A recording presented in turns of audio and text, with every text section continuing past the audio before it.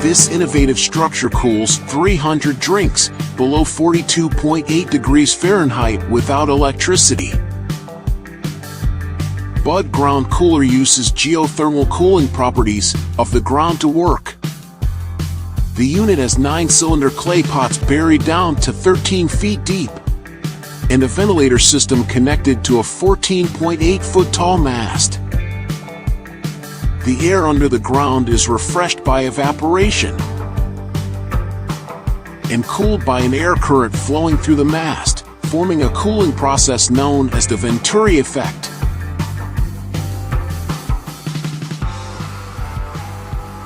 The umbrella-like top also provides shade from the sun and creates a place where people can gather and enjoy the drinks.